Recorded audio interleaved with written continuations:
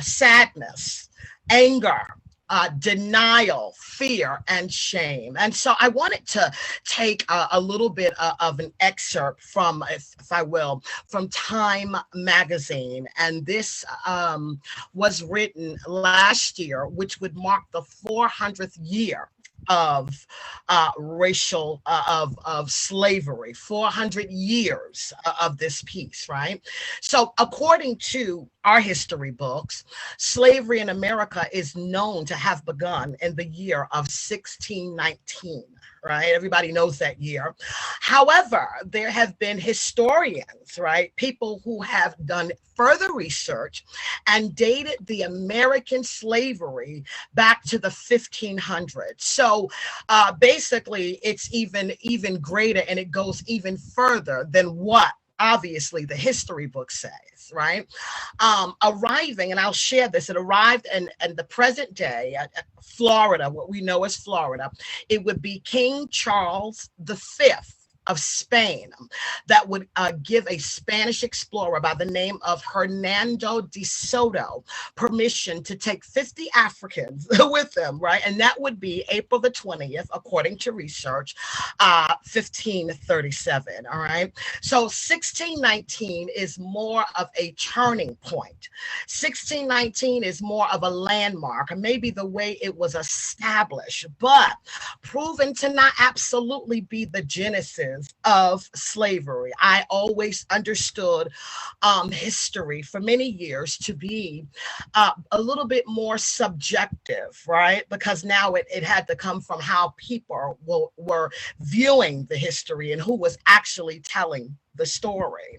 And so American history and the subjective nature has been going on, at least now we can date back over 500 years. But let's just say, right, for all argument's sake, for what we know or for what we understand as absolute truth, according to the history books, let's just say that 400 years is the number that we go with. And now I want to introduce revolution. I want to introduce revolution, and revolution is defined, right, as the overthrow of an existing social order, right, and favor of a new system. So, and I say that to say that there has been, and I'll park there, and if you want to chime in with questions or statements, I want to pause for that for a few minutes. It is the idea of something that was changes to something that is certainly different. And so I'll stop there, and we'll just have to remember the word revolution. So I'll give way for questions or statements. Well, there is a statement. Jim Von Schilling is stating that the U.S. history generally ignores the Spanish here before the Pilgrims, even when it's something bad that they did, bringing in the slaves. And, you know, it's a huge point that you make because, again, we receive history from the victor, the conqueror. And so the conqueror tells history in the voice that puts them in the best light. There is a certain absolute tone to it. So we really have to be careful. And then the other part that makes us really have to be very wide thinkers is the idea that we all know about the African American plight. Yes, yet there is a little pieces of segment that we even learn in school, right? So it's almost like the dismissal of our part in history, and that should tell us in America a lot. All right. And so I don't know whether there were any questions. I don't know whether there were any statements, but if not, I'll move on. All right. I have a question. Sure. So often people confront the idea of slavery with, well, you know, Africans own slaves as well, as if that is a reason to justify Right. or normalize the practice. Mhm. What do you say when people confront you with that? Well, you know, African. Absolutely. I believe, with all intents and purposes, it was sort of a comparison to like a domestic servitude. There were, in fact, and the history shows proves this. There were African kings, right, and stronger nations that would fight other nations, right?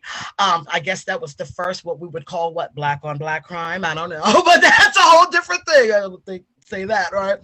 And within their region, the biggest, the most powerful one, and you would have to, you know, be enslaved and do some work and become a part of a servitude system.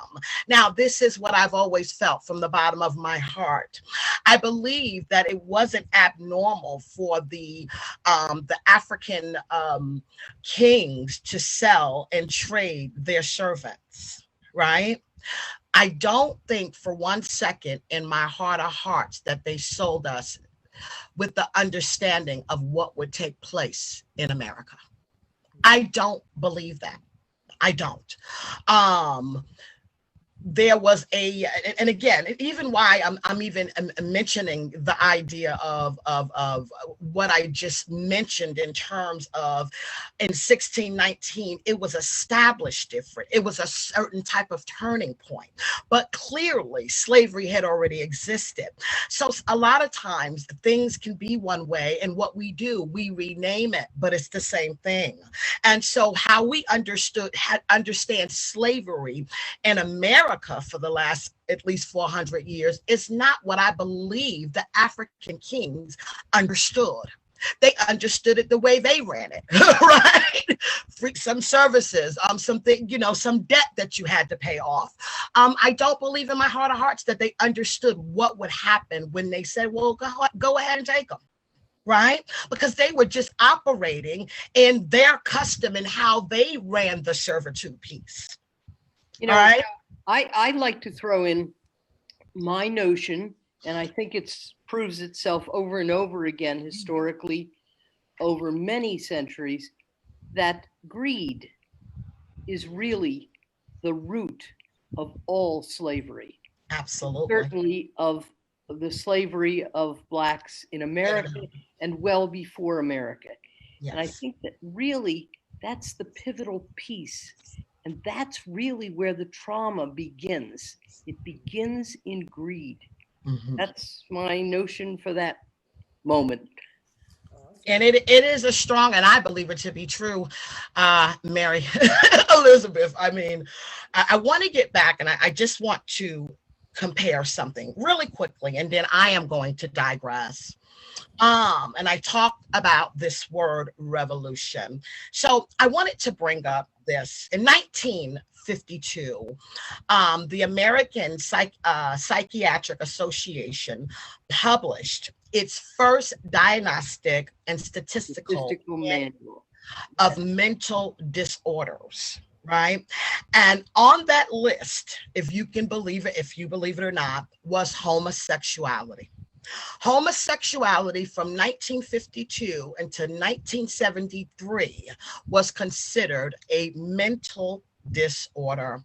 By 1973, the DSM removed homosexuality as a disorder, and officially now by 1987, all traces of homosexuality being a disorder is now what we call history.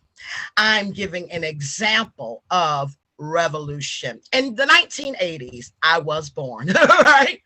I remember the AIDS epidemic hitting, and it looked like there was a specific community that died rapidly. This is the 1980s, 85, 86. Thousands of people were literally, and some of you are old enough to remember, to hear it on the news, and when Rock Hudson, came out and, literally dying. Now, listen, thousands of people now, the same disease, now can live full and productive lives. I call that revolution, right? So from the homosexuality piece, and this is not to talk about what it is, because we know that was covered, right, by a group of young people on yesterday.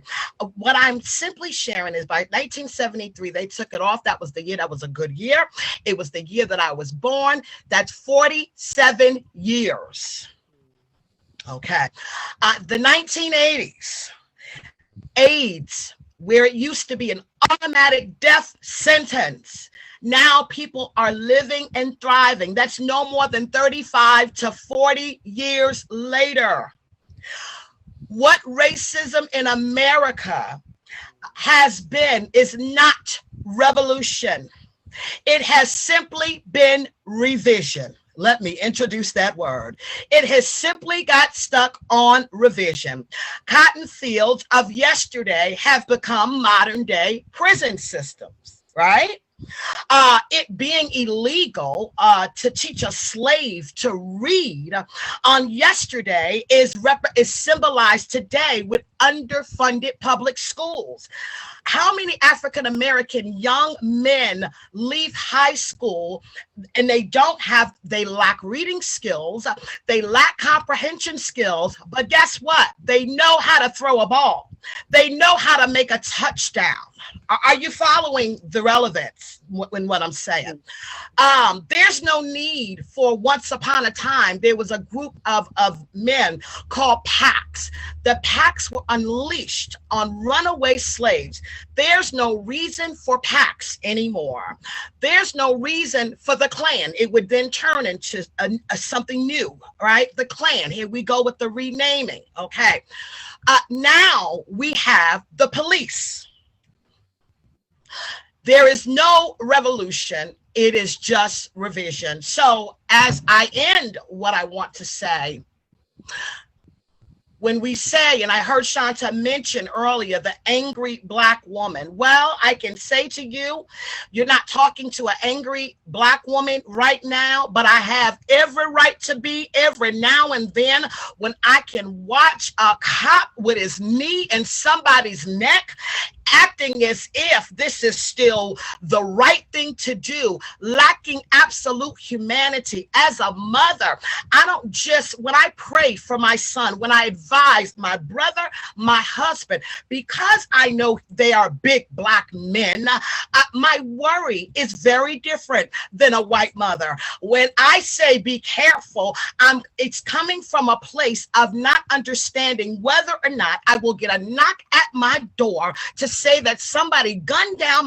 my son, my only child, my husband, my brother, my nephew. Come on, I can go down the line, right? This is what we face. So just the fact that we have this out there in the atmosphere, angry Black woman. Well, wouldn't you be angry if you were the one group of people that was forced to now take on roles historically in America that God did not design for for a woman? I'm not a father, but I'm pretending to be something that I'm not. I'm forced to deal with that. My son had his first experience in corporate America with corporate, what I call castration. That is cutting off, right? That is making it hard for you to thrive. It's there. Listen, we cannot pretend that this doesn't exist. I am leery of protests without progress. There's been so many protests, but we still, 400 years later, have no progress. How can that be? So you know what I think about? I think about our symbolism of Lady Justice. And there's a few things that I just noticed. She's blindfolded. Okay, I'll stop right there. Her blindfolds indicate not that she was born blind or have a disability, but there's something that goes over her eyes, whether it's a choice or whether somebody put it there, that prevents her from seeing a thing clearly. And if that is not the most telling of truth in America, there is something that goes on that blinds the eyes. And yes, Mary Elizabeth said it is greed. Yes, it is power. Yes, it is control. I've had to teach and I've had to empower. Not only, son, must you think and figure out who you are, you're now tasked to now must consider who they think you are. Imagine that as a child. Can I ask a question? Sure. So recognizing, I love how you pointed. Do we not have shouldn't we be angry? We have the right. Why wouldn't we be angry? We have the right. But in that same breath, I know that anger is not the response that gets me the outcome that I want. No. So my question is, strategically, how is the NAACP, or how is the work that you're doing within your organizations addressing people not getting angry, but focusing more on the work that needs to be done? Now, let me say that I'm not promoting to stay on the anger, but right. I don't know about you, but when I watch the news and I see what happens, initially I go through changes. I've gotten to the point that I have to shut it off so I don't become bitter on the inside, because a part of what I do requires love, right? Love for all humanity. That's what I've been assigned to do. And so let me just say, at some of our NAACP meetings, the anger is there, right? But then we use it for fuel, for solutions. This is part of the reason why, you can't hear me? Okay. Part of the reason, can you hear me? Yes. So, okay. I think the reference was actually to me. Okay, all right, I want to make sure. A part of the reason why we have encouraged voting, right? Every protester should get those polls November the 3rd. Seriously, I made a video, right? I'm dead serious, right? In terms of operating more and supporting Black-owned businesses. As a Black woman, yeah, I'm gonna want to support my own. Everyone else has. It doesn't mean I hate anyone. It has nothing to do with that. It has to do with empowering my own community. Absolutely. You know what? Sometimes I've even, we have our voting registration. We push for that. We push for prison reform. I don't know whether you've ever heard about Banner Box. Right, Banner Box is an initiative that the NAACP really drove. So therefore, a young man that maybe committed a crime or did something stupid at 15 and 16 can have a way in just to get an interview. Okay. So, just so people get a better understanding, can you again explain what that is? Because it's important. Sure. There's everyone, and everybody up here probably is old enough to have had at least one job by now, right? And there's a part about your criminal history, and there's a little box to say, are you a convicted felon? Right? So we have fought to ban that off applications, because what that does, it enables the people that's looking at your application to not judge you as the person, but to judge you as your crime, right? People are not there. It's huge. People are, we are not our crimes. We are not our mistakes, right? We are not the sum total of any one instance. We are people that live, we make mistakes, things happen. But there is a such thing that is called redemption. And the Banner Box gives someone that's interviewing the opportunity to feel the heart, judge the character, not just look at the box and say, nope, can't work here. Nope, can't even take an interview. This happens all the time. So we do get deeply involved in prison reform, right? We have helped families. We have taken up a fund to deal with some of the things that happen all the time. Most of that stuff is not on the news. But this is the work that the NAACP, and by the way, I gotta say, want to just say this, I have to shout out Esther Lee, which is such a dynamic leader. She is the leader of the Bethlehem chapter of the NAACP, and she, for many years, have been the voice and the stand up in the Bethlehem area. And so it would have been remiss of me to not pay homage to her while I was up here. So I just wanted to say that. So I do have a quick question that just came in. Sure. Regarding the last topic about removing that question, someone was asking, what about crimes like rape? Mm-hmm. Okay. So in other words, is there any guidance? Are there certain crimes that are looked at? Are they categorized, or is it across the board? No. No. Okay, so let me answer your question.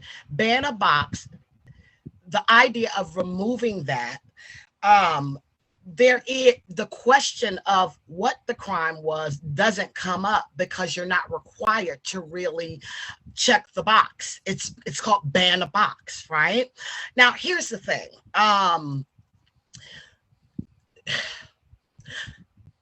There is no particular crime that is better, let's say, than the other. Are you following what I'm saying? We see rapists, and it's unfortunate. There are rapists that's not in jail that molest children. I mean, that is very layered, right? However, if they've served their time and there has been redemption, and they have the right to still have the same opportunity.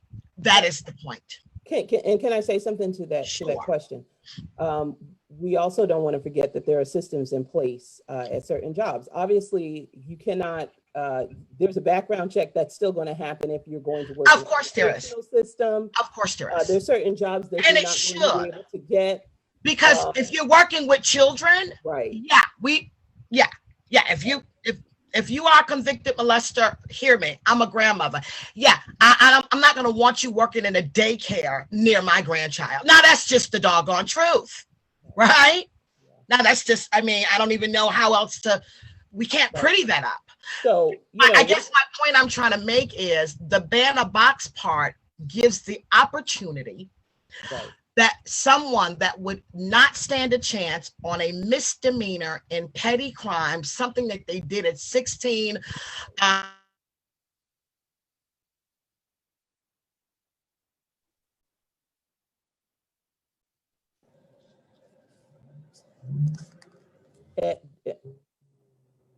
is everyone still hearing Pastor Cherry? I can hear you, but I can't hear her. Okay, I think you broke up for a minute. Okay. So with that, that's a great explanation. And I just wanted to add to that, the labeling of someone after they've actually gotten out of jail and hopefully going on to better their life, you further cripple them by if maybe my offense was, when I was 16, I smoked weed and got picked up for that.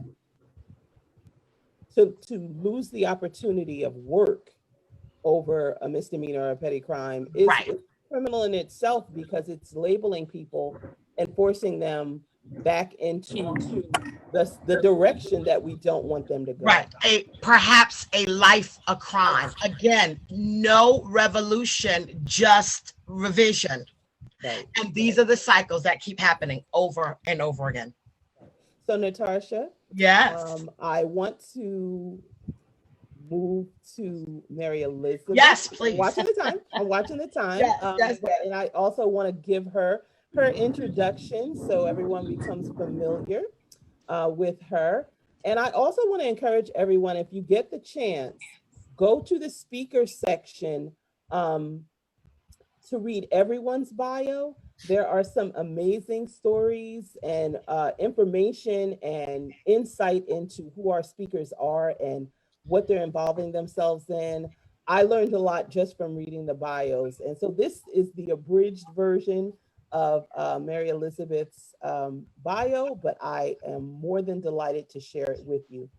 Mary Elizabeth O'Connor is an alumna of Misericordia University with a BA in English and Latin. She has a master's in English literature from the University of Scranton and a master's in education and counseling from the College of New Jersey. She continues to be a lifelong learner. I love that. Early in her life, Mary Elizabeth served as a Sister of Mercy for 14 years. In her retirement phase, she has continued to do the work as a director of Integrity House in Newark, New Jersey, and on their board of trustees as well. She now holds a part-time position as an educator support specialist at Rutgers Behavioral Health Care. And she's still resisting full retirement, as I learned from her bio. And currently she resides in Bethlehem, so yay for Pennsylvania. And she's enjoying her life with her spouse, Dr. Marcia Cobra, I hope I pronounced that correctly, Anderson. And she is a new member of the Bethlehem chapter of the NAACP and is shaping futures with her consulting and coaching firm focused on supporting professional and personal change. Welcome, Mary Elizabeth O'Connor. Thank you. Thank you so much. And I have to tell you, the last 24 hours have been particularly exciting for me because I've gotten to know you, I've gotten to know Natasha, and I'm steamed up again. And that's a good thing for old ladies. Natasha and I talked last night for out of really different lives, but out of the same deep spiritual conviction that we really can't let this racial trauma, nonsense, and evil continue, and that we all have to be wide awake and never fall asleep at the switch on this. See what we see in front of us and call it what it is. I'm 80, I'll be 83 in November. You look fantastic. This is not, well, it's, you know, I work at it. But at any rate, I've been an educator. I'm a psychologist. And when I heard Natasha mention the DSM, I thought to myself, you know, that thing really developed out of greed, because the very first version of the DSM was designed to help insurance companies code mental illness. And I have to tell you, having worked as a psychologist for a number of years and having myself appreciated the opportunity of therapy over time with excellent psychologists, the DSM is really a greed-based entity that we use to create numbers for human beings. I've never felt that was a good thing, but there has to be something, I suppose, and that's what it is. I grew up in Wilkes-Barre, Pennsylvania, which, as you probably are aware, was an anthracite mining community. And I was born in 1937, which gave me an insight, also a personal insight, into the Second World War. So I knew about discrimination and lots of discrimination. I have to laugh because in Wilkes-Barre, we always said that by 5 o'clock every afternoon, half of the town was Black because they'd been blackened in the mines all day. And it was not a serious comment, but I remember how true that was. The other thing is, I think I've always been an advocate of labor. I think everybody should work for a living. Everybody should have the opportunity to work for a living. And I think in our world, we've seen a lot of injustice and manipulation of the opportunity of the worker to work. I therefore have always been very much a union person, which I think is why these days even I work still for the New Jersey Education Association. I guess what I'd say is I understood discrimination early. Certainly racial discrimination, certainly religious discrimination, because in my Catholic parish, there were no Black faces. Wonder why? And I've called that what it is for my whole life. Economic discrimination, there were always the people who lived on the poor side of the town. I was there, I know. We had a very close family friend who was a German, who was a music professor who was conscripted into the Hitler Army and became a close family friend because he was one of those rare people who managed to escape, get to France, get to England. And by the time the 50s came around, Pop Geese, and we called him Pop because we loved him. He was a member of my family, but he inspired us to know that every person was absolutely equal, and that any delusions that we have are precisely that. That's the big delusion, I think, that's not in the DSM and ought to be. At any rate, so World War II, I remember most and earliest, I think, discrimination against Jews. We had a next door neighbor, Mrs. Popke, and as a child, I can still hear her howling, literally, because that was the day she learned that her sister, her mother, and many other family members had been incinerated. And, you know, that just always hit me very, very much in the gut. So I believe that all forms of human violation are reprehensible. And, you know, I was deluded. I thought that we had gotten a little bit smarter here in the United States until the current era, the current administration, and the militarization of police began to make it very clear that that's not true. I feel very strongly that we all have to be involved in the NAACP's battle against racism, and we all have to declare that Black lives matter. And I hate, oh my, I shouldn't say that, but I hate it when I hear this nonsense about, well, all lives matter. You know what? All lives matter aren't challenged in the same traumatic ways. I taught high school. I remember I was a debate coach in Harrisburg in the 60s. And I was telling Natasha last night, I took a wonderful, bright kid to a national debate conference in Chicago. And as we stood in the hotel, waiting to be, waiting to register, I was the big mouth that had to go up to the desk and get all the kids registered. And the person at the desk in the Hilton Palmer House in Chicago looked at me and said, "Is that kid over there also with you?"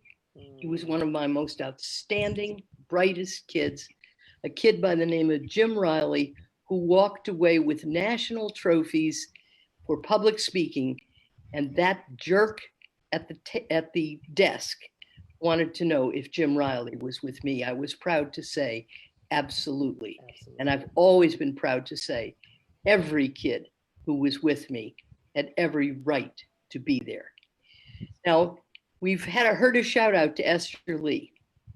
I met Esther in a doorway in a vestibule on the way out of somewhere, and I believe it was an event at Moravian College a couple years ago, and I was just so taken with her passion, her determination, and I really liked her too because she was old like me. At any rate, and still terribly active. So anyhow, Esther just inspired me. And in recent time, you have to make decisions about your life's commitments. We all do that. And we don't have infinite time. And I'm not the kind of person who likes to be inactive. If I join something, I am not joining to stick it on a resume or get to be, get some awards for being old. At any rate, I was very active in the AAUW here in Bethlehem, but you know what? It really wasn't hitting the passions that I had. And it was a nonpartisan organization. In the last several years, it is not possible for us to be humane, human, spiritual, and not partisan. We've got to be partisan when we've all seen situations and behaviors against all sorts of people. And it's rooted, as I said before, in greed. At any rate, so I decided to join the NAACP chapter. Now, I was very active in the NAACP back in Harrisburg in the 60s, when I naively thought that things were improving. Oh, well, wrong again, Mary Elizabeth. They weren't improving. They were getting quiet. Now we have racial trauma on TV every day in our faces. And the only way we can deny it is to be blind and stupid. And I prefer to be neither blind nor stupid. I should, however, I get shots in my eyes every month for macular degeneration. And my wonderful ophthalmologist is Chinese, Dr. Chang. At any rate, the bottom line here is that I think we have to really put our shoulder to the wheel in this, and that equality is a primary value, or we don't have a Declaration of Independence or a Statue of Liberty or a Constitution of the United States, which is now being ripped apart. I deeply believe that. Now, Mary Elizabeth, if I could interject. Oh, do I get crazy? Stop me. Oh, no, you've been great. I just, I wanna pause to appreciate your perspective, because you have history and you have skin in the game, going back a long ways. And I often wonder to myself, what people who actually were around as adults in the 60s think about what's happening right now. There was a video shown at a protest in Palmerton, and in the video, there's a person who's a Trump supporter or protester who said, "Nobody alive remembers segregation," and that kind of like blew my mind because, I look at you, you remember segregation. I'm not that old, but I do remember that it wasn't till the 70s that my elementary school was desegregated. I remember. And it was a big deal. And for the most part, two things happened. White people who didn't want their children going to school with Black children went to Catholic school. If you could not afford to go to Catholic school, then you stayed in the public school. But it changed the dynamic, and it also took funding out of the school. So I just think people have, I don't know what they believe happened in the 60s. And so when I hear someone shout, "No one alive remembers segregation," it's baffling to me. It is. What is your historical perspective from your experience? Well, the comparison. I appreciate the question, Shonda. I have to tell you, it's kind of like a nightmare. I was in the Sisters of Mercy at the time. The Sisters of Mercy are a fabulous organization. I was teaching in Harrisburg at Bishop McDevitt High School, and we had about 1,400 kids in that high school until the riots in Harrisburg began. And then anybody who could, and many of the parishes, by the way, sponsored students to get them out of the public schools where discrimination was rife. Now, I'm a deep believer in public schooling. That's what I did for 25 years of my career. I think we all have to push our shoulders against the same wheel. However, I vividly recall that the literal complexion of that high school changed such that very quickly we had about 2,400 kids. And I can still remember that it just became obvious that we needed to teach Black literature, that our history couldn't continue to be this ridiculous history that lacked all kinds of reality and didn't look at racial truth. I am so grateful that I spent time in that high school where I really saw my eyes, my personal eyes, were opened to how many of our kids were undereducated, violated, and of course, discriminated against without doubt. And I loved the fact that I was in a high school that welcomed every kid. And that's where, by the way, my Jim Riley became a national public speaker as a high school student. That's always a thrill to me. So I remember that. I also remember what it was like even before that, the Martin Luther King world. One of the places that I went a number of years ago was down to Atlanta, and I took my nephew with me. And David, the custodian in Ebenezer Baptist Church, a lovely man, early on a Sunday morning, said to me, "Do you think you're a godson?" Because he's my godson too, aren't they all? Would like to walk up into the pulpit. And I have to tell you, David is now 36, but I remind him frequently what a privilege it was to stand in the same pulpit that felt the feet of Martin Luther King. He was my hero. He is my hero. Some of my heroes, by the way, are dead. I also can tell you that I was up on the Penn State campus in State College as a speaker for an event on that particular evening that Martin Luther King was killed. And I wakened in a hotel room where I had failed to turn off the TV, and I could see the scurrying that was going on the second floor. I can't tell you what that was like for me. I remember getting up at 2:00 in the morning, and I may get a tear or two in this one, and driving home because I didn't want my Black students not to have support. And I wasn't thrilled about the substitute that was coming in. I was back in Harrisburg by 7:30 in the morning so that I could be with my students. I also have two students, and they happen to be Black students, and they wound up in Vietnam. Why? Because they couldn't afford to get themselves out of the draft, like some people we know. And I have to tell you, they both were just wonderful young men. And what I remember so well is my trying to talk them out of volunteering as medics. And I recall that Dennis Hunter, and I have to tell you, he was not the sharpest knife in the drawer, but he was one of the kindest, most considerate kids I ever met.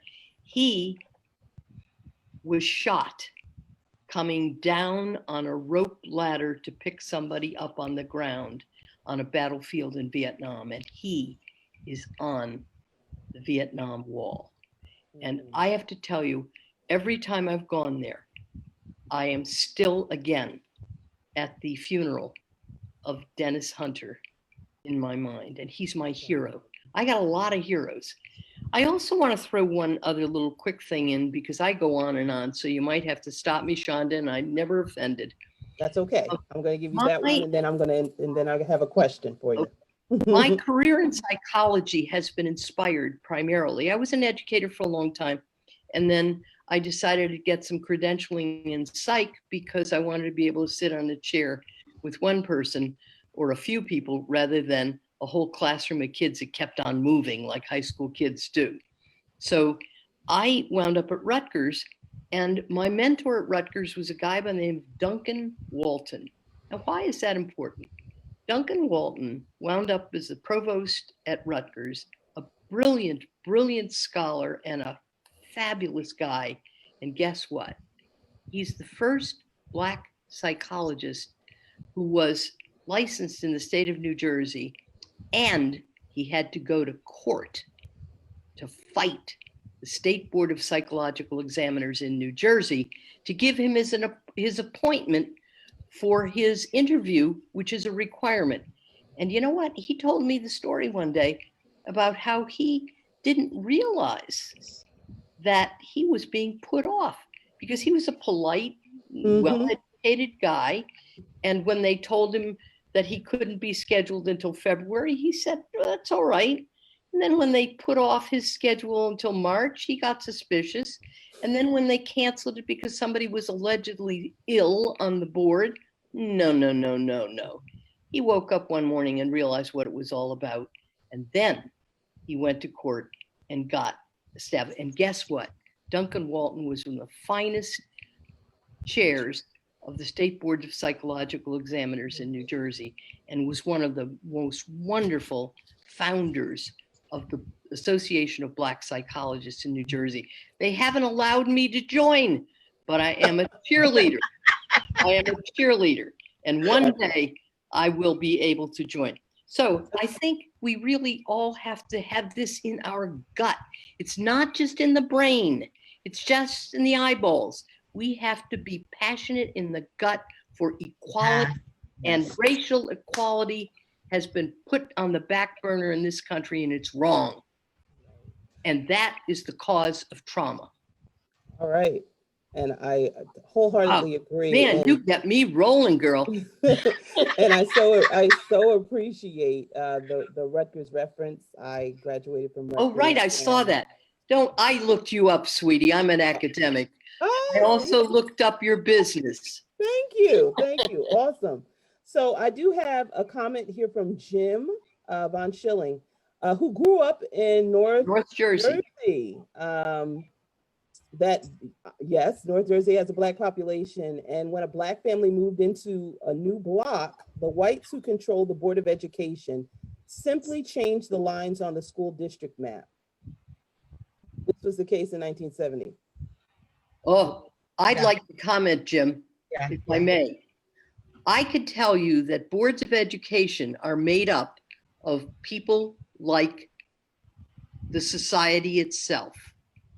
And we have to be very careful about whom we elect to boards of education. They control the lives of children. They plot and plan the lives of the community. Just as a little side note for me, in North Plainfield, now see, Plainfield is in Union County. And there are people, the first home that I bought in Plainfield. Why? Because I wanted to be where the action was. I wanted to be in the middle of it all. And then I took a job in North Plainfield because that was where the greatest amount of work needed to be done. I'm surprised I'm not dead by now, because when I tried to introduce Black literature into the English curriculum, it did not go smoothly, even with the department chair. We succeeded though, and I have to tell you, it's the right thing to do.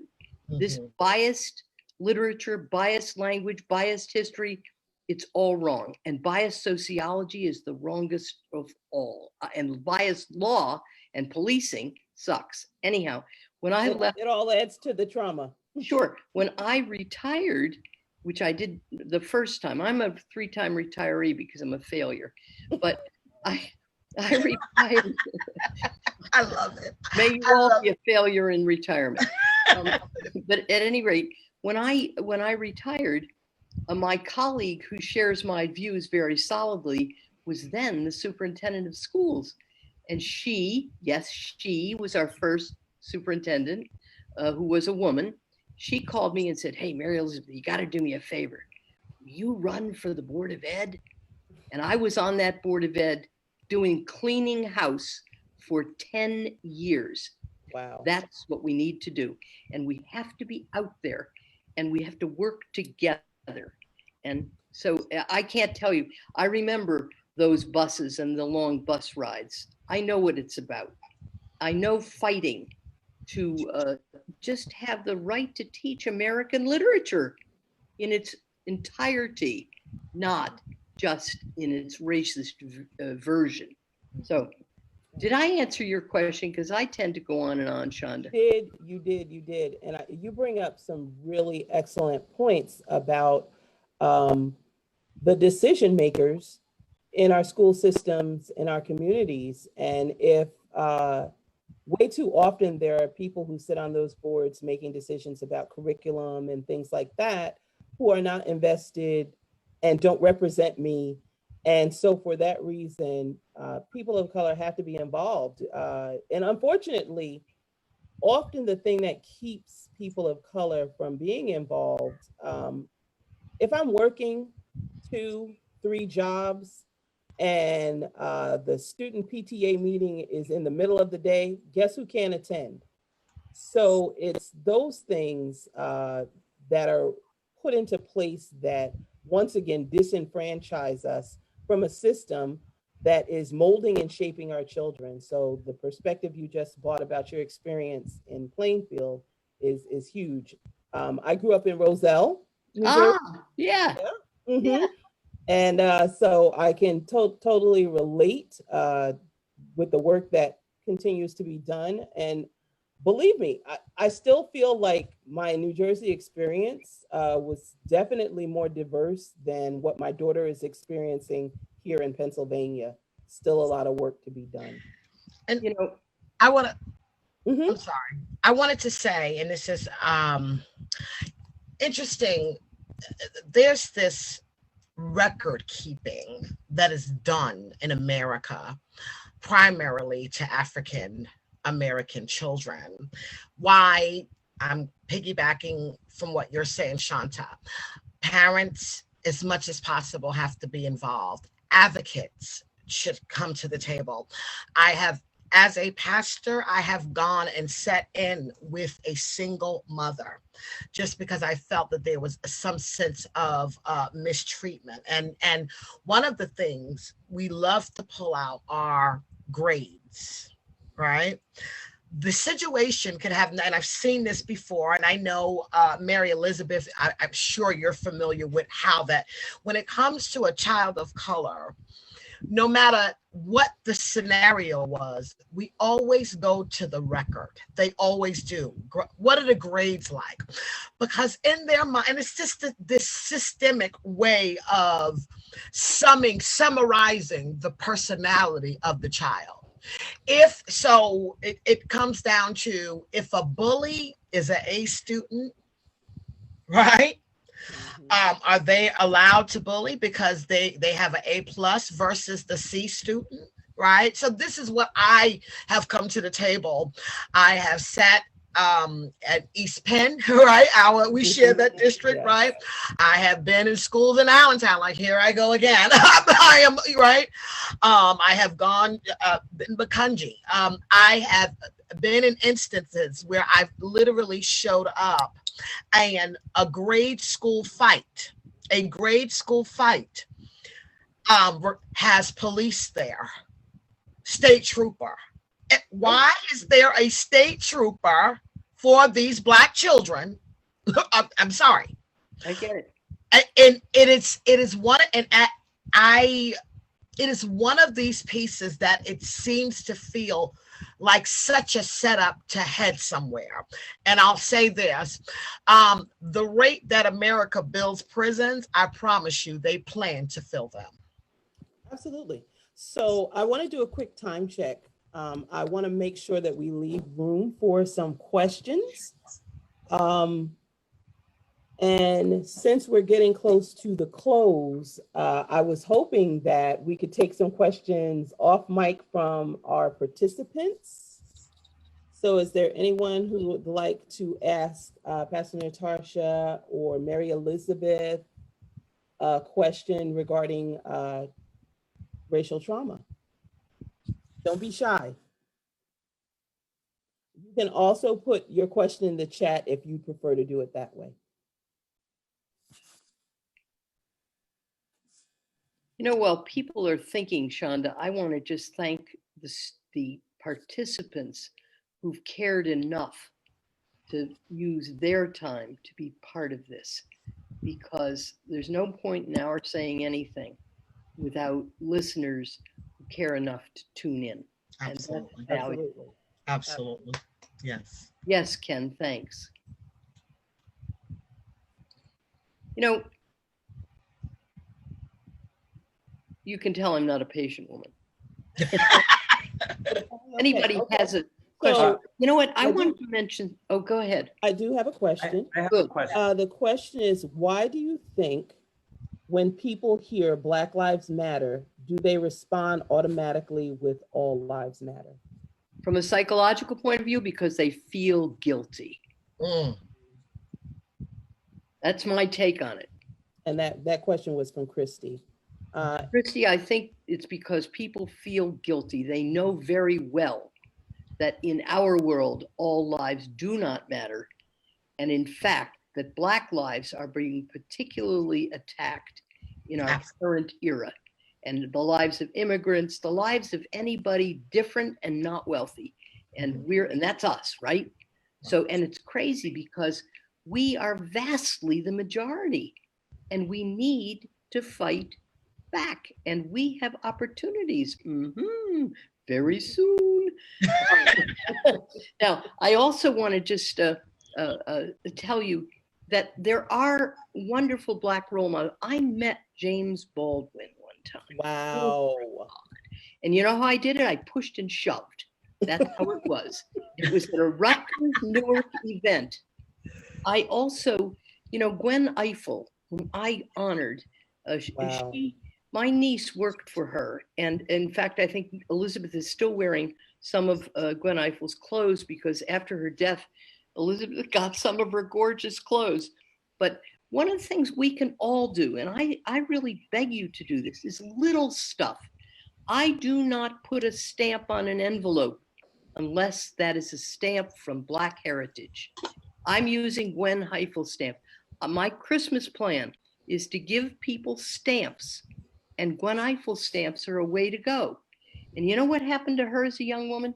She was an intern in the Boston Globe. She was interning when she was at her desk one day. She left for a few minutes, she came back, and there was a sign on her desk that said, "Nigger, go home." And she took it right to the editor, and the editor said, "You have an automatic job when you graduate." That was the beginning. I watched Vivian Stringer fight back at Rutgers. Maybe you remember, the girls' basketball coach. We all have to fight back. We can't let it just, and some people think that being polite is not fighting back. Passive. That is anything but polite.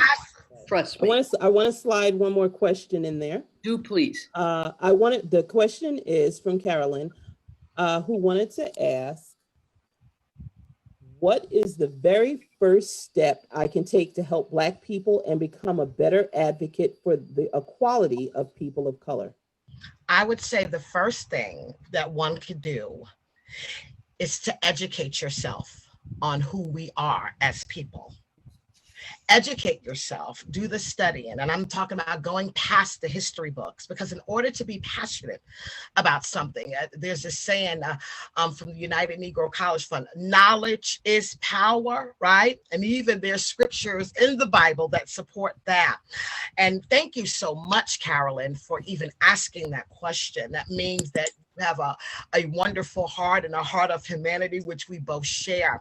But the first thing you want to do is understand your subject.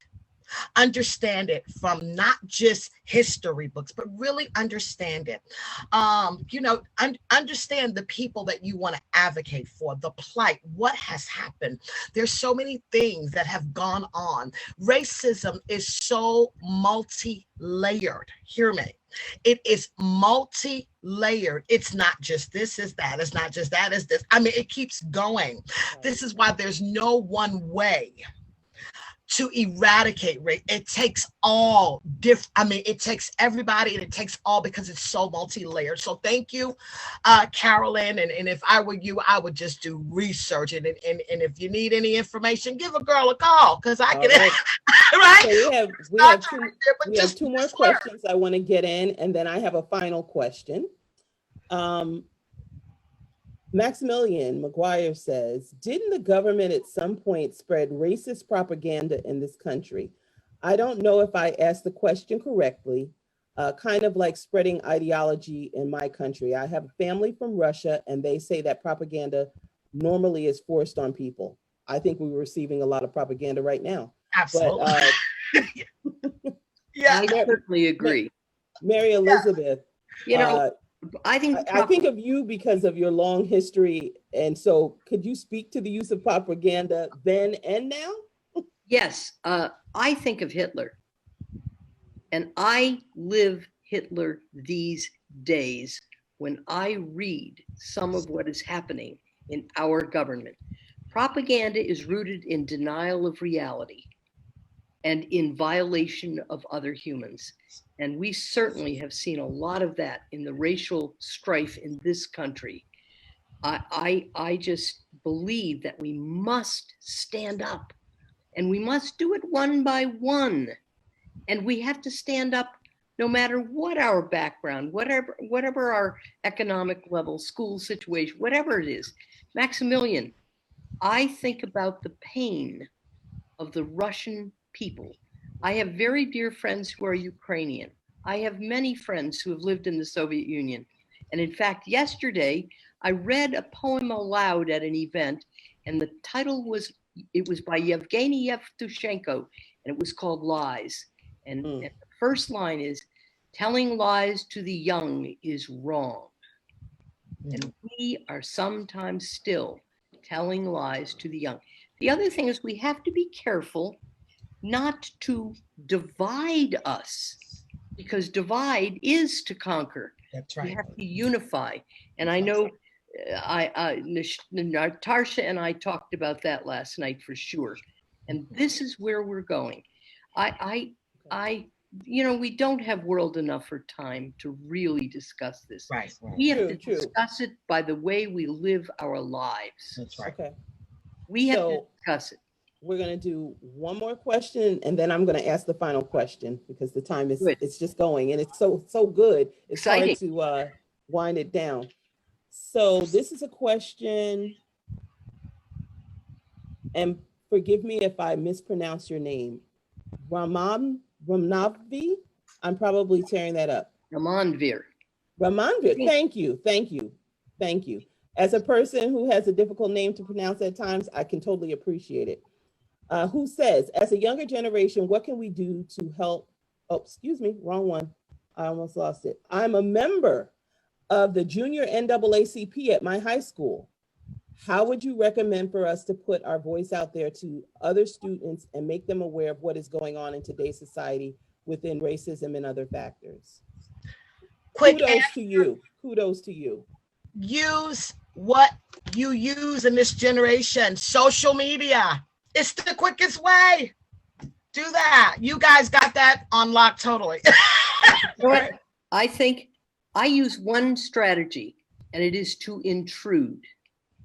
When you go into the cafeteria, intrude if you see an all-white table, if you see an all-black table. In the library, sit next to the Black student and engage. When you're not supposed to talk in the library, that's when to talk. You know, intrude, go there, be there, and be on a one-to-one basis, human and helpful to one another.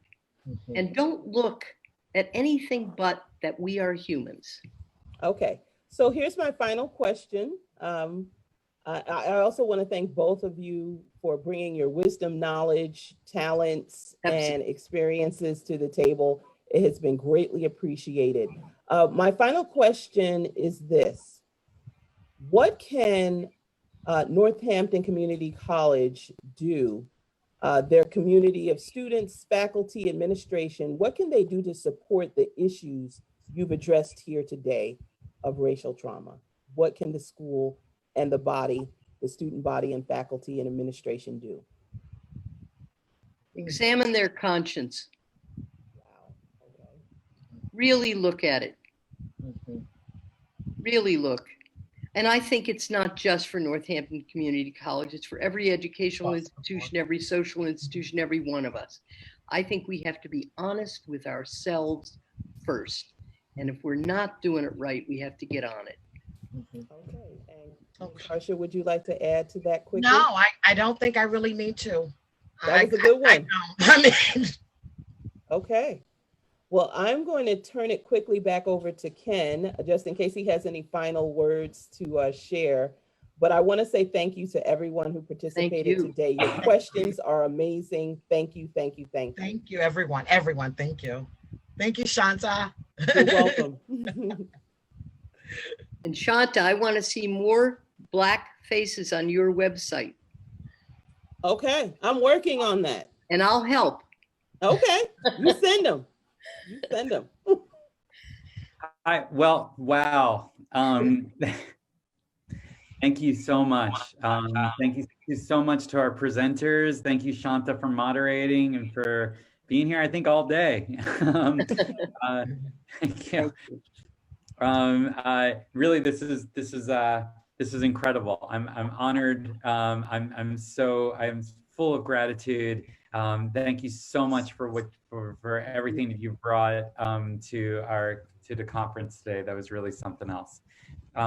So to everybody here, thank you very much for being here. We have 2 more sessions for the day, and one of them is one is starting at 5 o'clock and the other is at 6:30. At 5 o'clock, Drew Sweberg is going to be talking about some activism that he does with youth, with high school students, and getting them cameras in their hands. And then at 6:30, he is going to be sharing a work in progress documentary that he's been making for a while now, a very beautiful documentary about violence in Allentown.